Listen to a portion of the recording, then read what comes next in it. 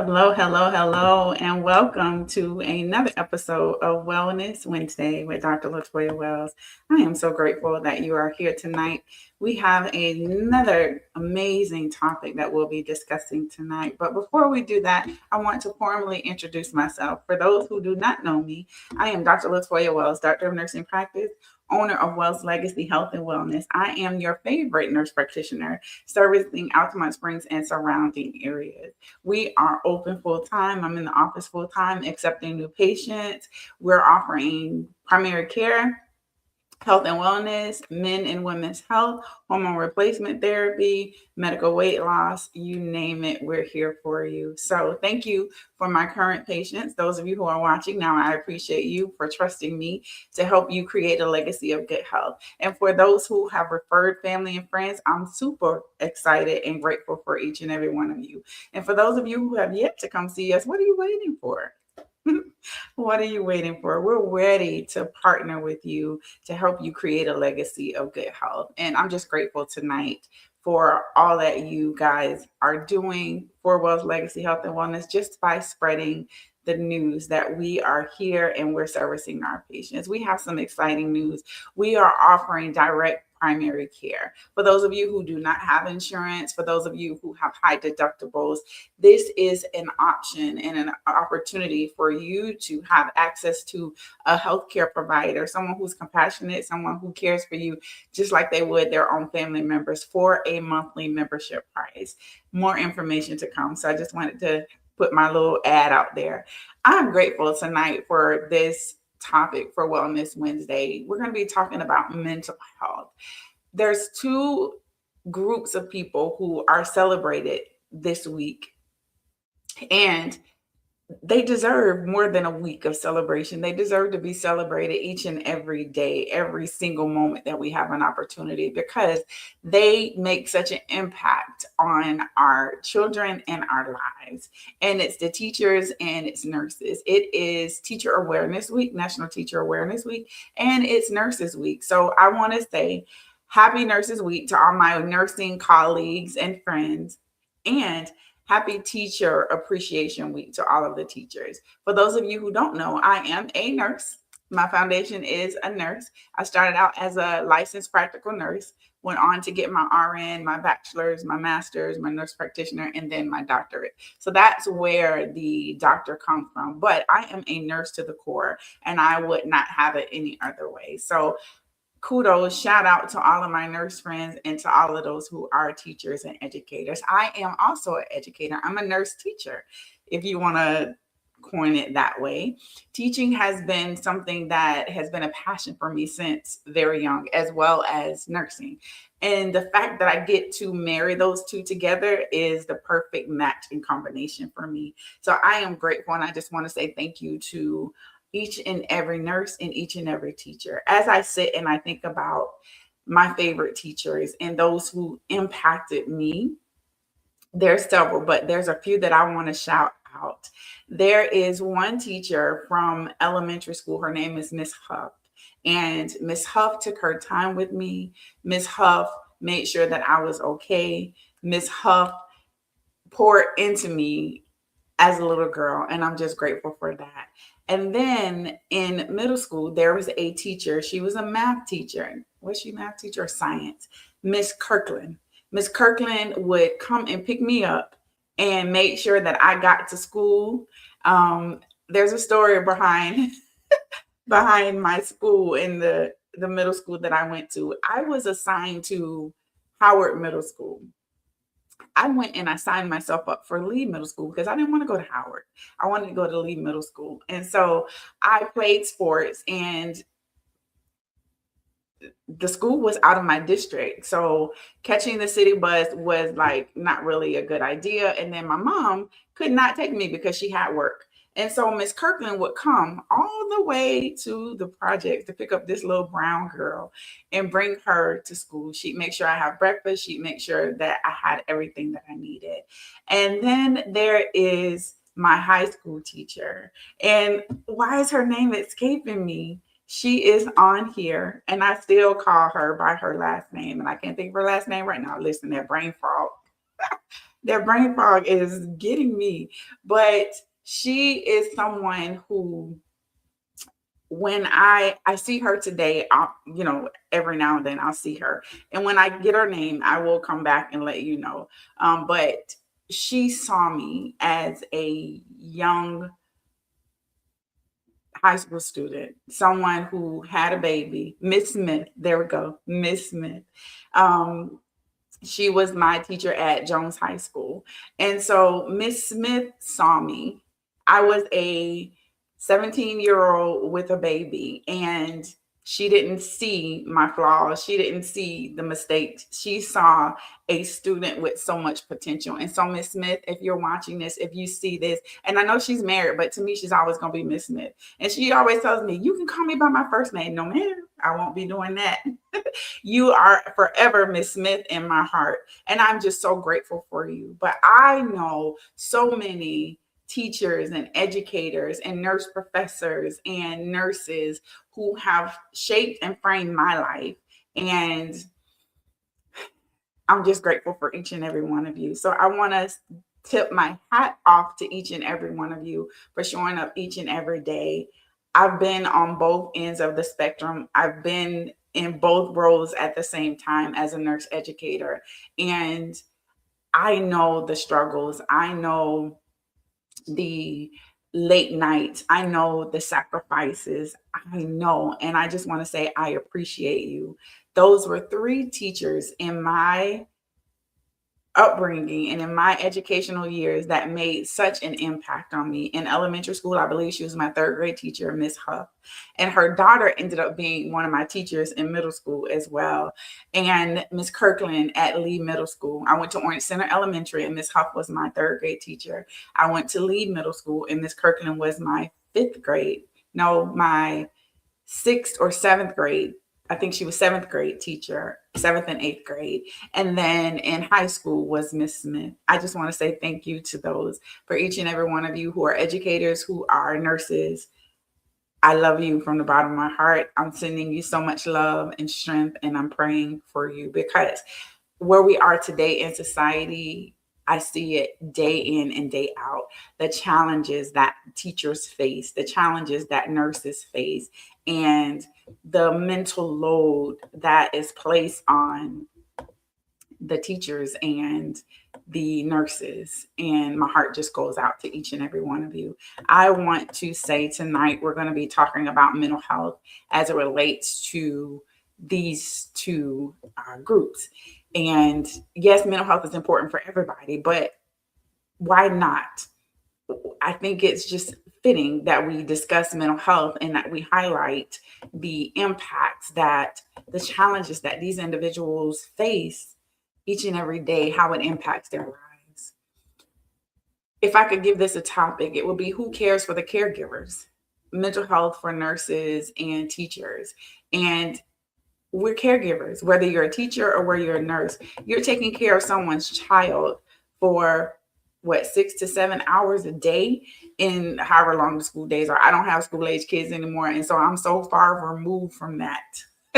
I forget when it's spring break and things of that nature. I do have two nannies babies, and so I try and keep up with their schedules. But today we're going to be talking about 2 groups that pour into everyone else, and they deserve to be poured into. And again, it's the teachers and the nurses. They teach, they care, they protect, they advocate, they document, they comfort, and they show up, often while silently carrying stress, burnout, grief, anxiety, and emotional exhaustion. And I can speak to that, because as a nurse, there were times where I was dealing with grief and I still showed up, because I knew my patients were there waiting for me. My colleagues were counting on me. And if I called out, it was going to put a strain on our team. And I just felt like I needed to be there. And so many times we get into the place where we keep pushing and we keep going. And so I want to just highlight that it is not a sign of weakness. This is not about weakness. It's about awareness. It's about support, and it's about healing that is available to my nurse friends and my educator friends. And it's so important, and why I thought about this topic tonight is, you guys know I love my statistics. And so we're going to talk about some of the statistics. 46% of healthcare workers reported often feeling burned out. And that's up from 32% in 2018. And that was the statistic that I got is from 2022. However, if we look at statistics from today, about 52 to 60% of nurses, healthcare workers report feeling burned out. 44% of healthcare workers tend to look for a new job, and that's up from 33%. There was a study and a survey that was done in 2024, found that teachers reported about twice the rate of frequent job-related stress or burnout compared to similar working adults. Teachers reported working 53 hours per week compared to 44 hours for similar working adults, while earning less than $18,000 less on average, earning about $18,000 less on average. So they're doing more with less pay. And I don't know about you, I'm not a big news and TV watcher, but what I have been hearing and seeing on news and social media and just kind of in the headlines, especially in the Central Florida area, there were some major changes that happened within the Central Florida school system, Orange County and Seminole County, but mainly Orange County, because that's the county in which I reside, is that there was some major shifts, and there were some teachers whose contracts were not renewed, and there were some teachers who lost their jobs, and this is adding to the joblessness that we're facing in our society right now and in our nation. I haven't shared this publicly yet. I don't think. I may have in some of my other videos, but as a nurse practitioner, I've been in a leadership role for would have been 14 years on the 12th of May. On February 19th, I received a call that my position was being eliminated. And effective March 5th, I no longer had a full-time job. Good thing I had my practice and was growing that on a very part-time basis while I was working full-time. But along with me, there was hundreds of other providers and nurses and leaders who lost their jobs. And there were several other rounds of layoffs. And when we hear about other people losing their jobs, and we hear about what's going on in the Orange County, in the school systems, it just breaks my heart, because our teachers are doing more with less. And we're not going to even talk about the nursing shortage and the struggles and the challenges that nurses face. I don't know if I would be able to make it in today's bedside because of everything that's happening. And I'm grateful for those who have the courage and who have the heart to go back to nursing school and to be able to step in for the patients that need the help and for the gaps that need to be filled. I'm grateful for those. My middle daughter, my oldest daughter, is in nursing school, and I'm so happy. I prayed that at least one of my children would go into medicine, and she finally did it. One of them finally did it. And I'm grateful for that. And so I'm praying for the nurses. I'm praying for the teachers.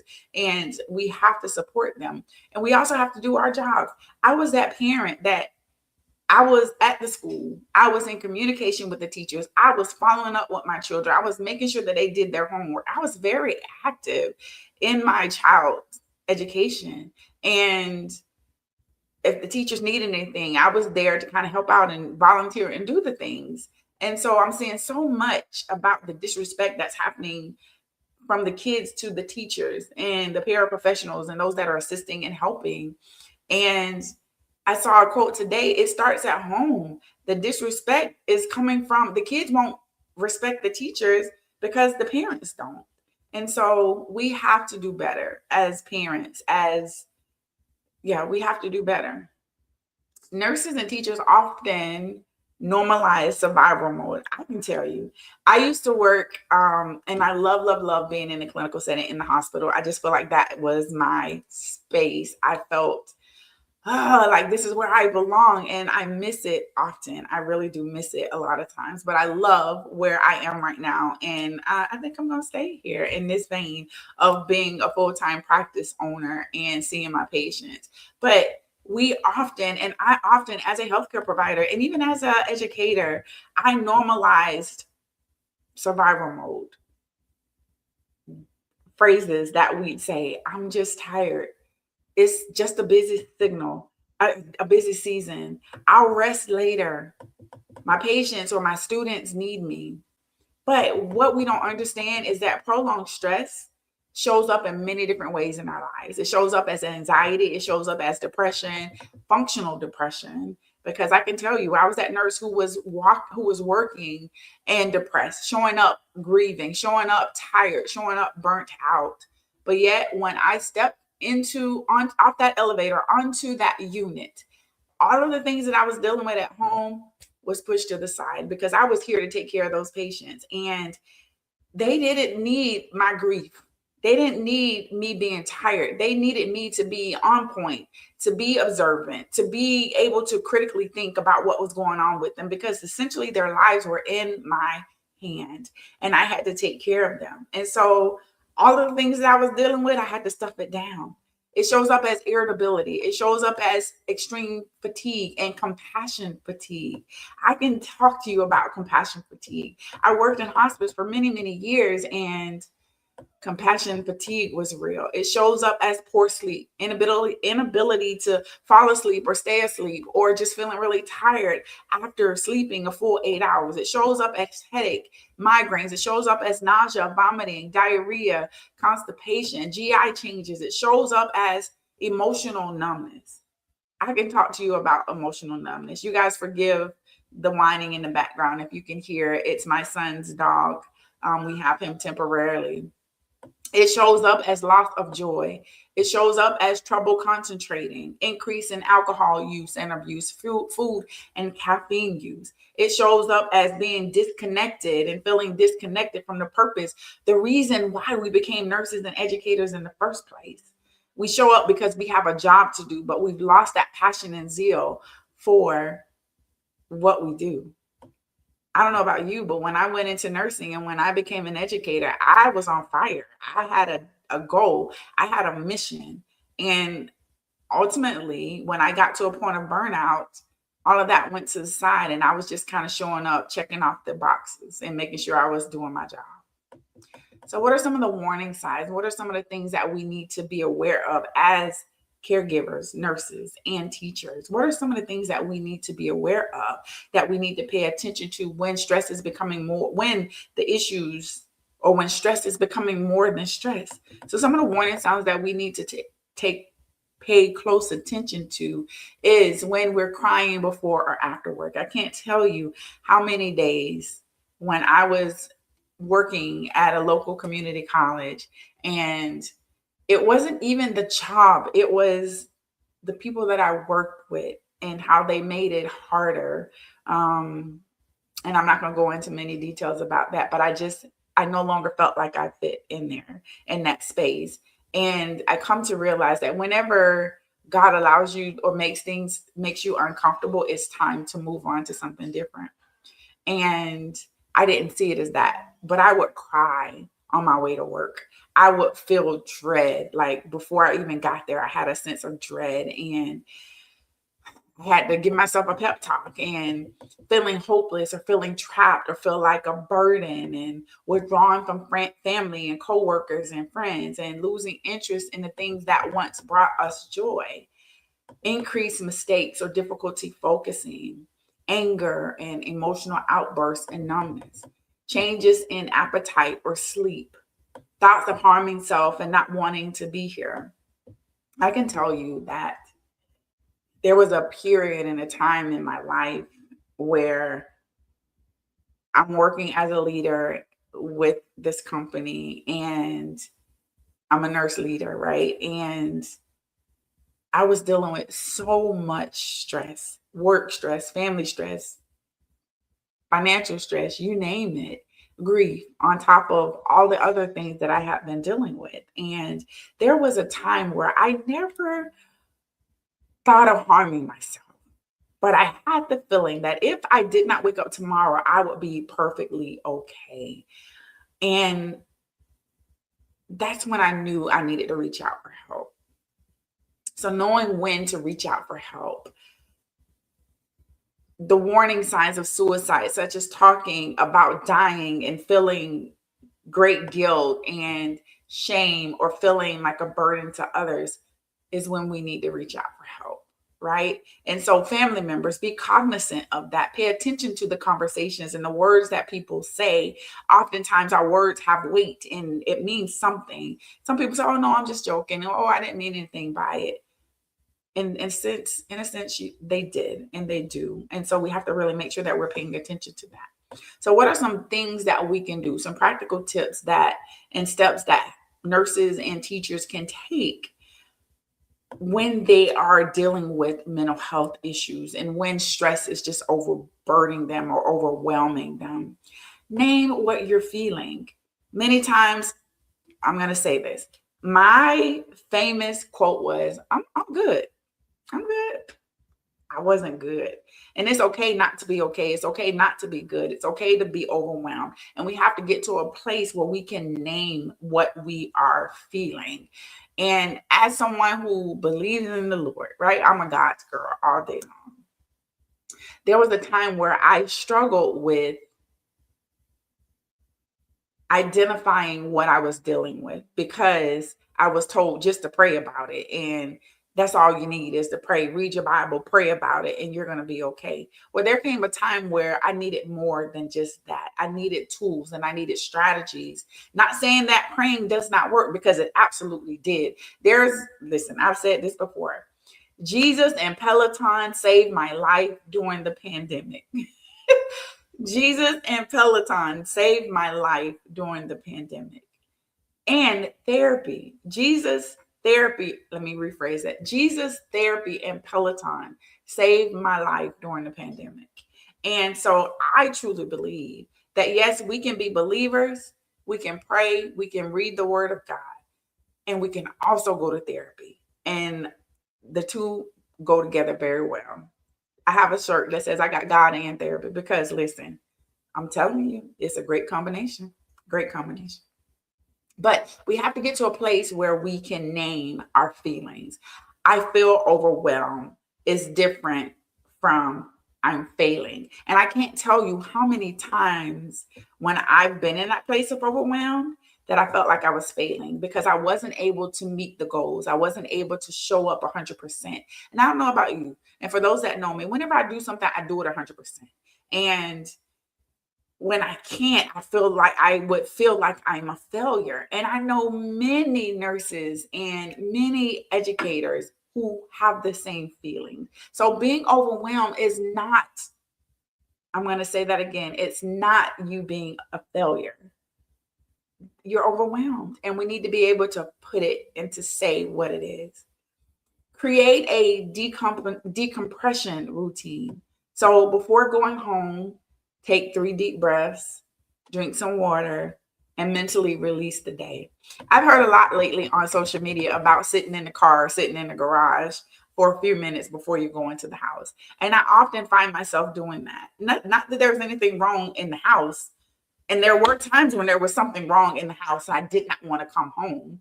And so sitting in my car allowed me that time to just decompress. So whatever that is for you, whether it's when you come home and if you have to get home to kids or you have family that's waiting for you, asking for a few minutes before you're being bombarded or rushed about the different things. And as nurses, I can remember working 3 12-hour shifts. And at the end of that third 12-hour shift, I was exhausted. I had nothing to give anybody. And so I learned to institute and put into place a routine that helped me so that when I came home, I wasn't snapping at my husband or my kids because I'm tired or I'm exhausted.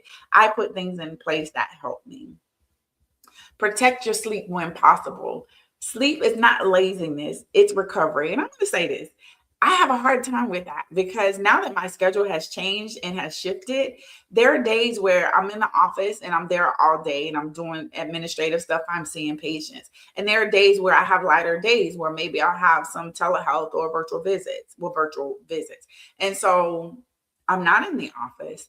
And like today, my day was pretty light. I did some administrative things. I followed up on some notes and, did the things that I needed to do, made some calls to patients. But about 1:30, 2 o'clock, I was extremely tired. I think I went out and sat in the sun, got some sun. And when I tell you, I think the sun beat me up, but I ended up taking a nap. And there are often times where I would feel bad for taking a nap because when I wake up, I'm thinking about all the things that I needed to do and all the things that I could have gotten done. But I woke up more refreshed, I woke up more focused, and I woke up recovered because in that moment, that's what my body needed. Now, there are times when we can't do that. We can't just go, stop in the middle of our workday and go take a nap. Sometimes we can, depending on what, your work situation is like. But just know that when you're sleeping and when you have an opportunity to get your sleep at night, create that routine, set the things in place that are going to help you, and know that sleep is not laziness. It's recovery. It's when your body needs it. Use your PTO without guilt. I used to have colleagues who never took PTO, like at the end, even providers, people on my team that I would have to listen, utilize your PTO. Don't lose it at the end of the year. Because where I used to work, we would get 40 hours that we can carry over into the next year. I would have people at the end of the year with 200 hours of PTO that they did not use. Rest is a part of sustainability for you. And so plan your PTO. I had a friend, we met in nursing school many, many, many years ago. And she taught us, and there's a group of us. It's me, Angel, Candace, and Chastity. Angel kind of taught us about utilizing our PTO and how we can be strategic about it, where we can get so many days without utilizing all the PTO. And so there's a lot of stuff on social media about that. Go and look at it, find it out, and see how you can strategically map out. So each year, or actually at the end of each year, what I would do is I would strategically map out my PTO. And even if I didn't go anywhere, I still would take time off. I would just be around the house, kind of taking care of things or just resting and self-care. And so making sure that you talk to someone early as well. There's a therapist. Many companies offer EAP. And I'm telling you, when I started the process of therapy after my grandmother passed, I utilized EAP. And the company that I used to work for, they offered the first 10 sessions for free. And so they pair you with a therapist or a counselor. And then if you needed additional care, then you can utilize your insurance for that. But speaking to your primary care provider, when I was at that place where I felt overwhelmed and I didn't know what to do, my primary care provider was the one who helped to initiate all of the paperwork to help me be able to go out on an FMLA leave after my grandma passed. Talking to a trusted colleague and spiritual help. I'm grateful for my church family. I'm grateful for my friends and my family who can pray, because I'm telling you, their prayers carried me many a days when I felt like I couldn't even carry myself. And setting boundaries, making sure that you have put things into place. You can be compassionate, right? You can still care for others without constantly being available. And I had to find that out. I had to learn that the hard way. And so now my phone goes into do not disturb at a certain time. And if you are not a favorite in my phone, then your call goes to voicemail. Family members, close friends, those, I had to put boundaries in place because some people felt like that if I didn't respond to their phone call immediately, there was an issue. And at this big age that I'm at right now, no stress. Like, I'm all about no stress in this. I'm getting ready to be 50 years old. I ain't got time for stress and all this stuff, right? So yeah, whatever. I digress. And then watch your body, your blood pressure, weight changes, headaches, fatigue, palpitations, GI symptoms may be stress signals. Your body is talking to you. And many times we're so busy, we can't listen. And I can't tell you how many individuals that I see in my clinic that are nurses and that are educators who are dealing with high blood pressure, who are dealing with elevated cholesterol, who are dealing with a whole lot of things that are stress related. And so we're working through things that they can do to de-stress and get the help that they need. So some resources that I want to talk about. Then we're talking about mental health and the healthcare nurses and healthcare providers and educators. The National Suicide Hotline is 988. You can text or you can call that number 24/7. The crisis chat is 988lifeline.org. They have a live chat that if you can go on, and many of us have these little devices, right? Or someone, I heard somebody call it an appendage. We have these appendages that we have everywhere we go that we can utilize to either text or to call or to chat with someone who can provide us with the help and resources that we need. And then SAMHSA, the national helpline, is 1-800-662-HELP. They can definitely help. And then again, the employee assistant program, you can utilize that through your work if they have that available. And it may be called something different, but definitely reach out to your HR department and find out. And then your primary care provider, they'll be there for the screenings, the lab, help you with options for sleep, anxiety, screen you for depression, checking your blood pressure, and then also stress related symptoms. Primary care provider, if you don't have one, we're accepting new patients and we are accepting insurances. Our two main insurances or commercial insurances is Cigna and Aetna. We do accept Medicare, Medicaid, TRICARE. We're getting credentialed with many, many more, and Humana. I wanted to mention that. So if you don't have a healthcare provider or primary care provider and you're looking for someone, give us a call. And then the therapy directories. There's Psychology Today. There's Open Path Collective. There's NAMI. There's Talk Headspace. There's many other apps on your phone that you can utilize to get help. So just Google, go into ChatGPT and ask Chat to help you find some things. So some FAQs that I want to talk about, because often when I'm talking to my patients and I'm asking them questions, one of the questions that I got is burnout the same as depression? And no, burnout is often related to work-related emotional exhaustion. Depression can affect every area of your life, and the two can overlap. So you can be burnout and have depression at the same time. Another question I get is, when should I get help? When stress begins to affect areas of your life, such as sleep, your mood, relationship, work performance, or your desire to keep going, definitely need help. Hindsight 2020, when I look back at recent events and when I was experiencing extreme grief, I can tell you that my work performance was impacted, especially with my grandmother. My mom went through a major heart scare, medical emergency in December, and I continued working. Was I at 100%? Probably not. But I'm grateful for a team who knew that and who gave me grace with that, right? And many times when you're surrounded by the right people, even when you're trying to show up, they see that you're not at 100% and yet they give you grace. What if I'm embarrassed to ask for help? And I know some strong women. I know some proud people who will not ask for help if their life depended on it. And I'm telling you, I was one of those people. I could be tired, burnt out, stressed out, exhausted, and I'm still not going to ask for help. If I got to spend 72 hours trying to figure it out, I'm not going to ask for help. That was the old me.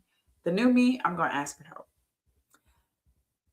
We are human before we're nurses and before we're teachers. Getting help is strength. There's strength in that, not weakness. There's wisdom in getting help. It's not a sign of weakness.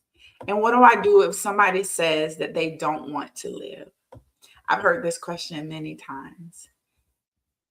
We have to be strategic about it.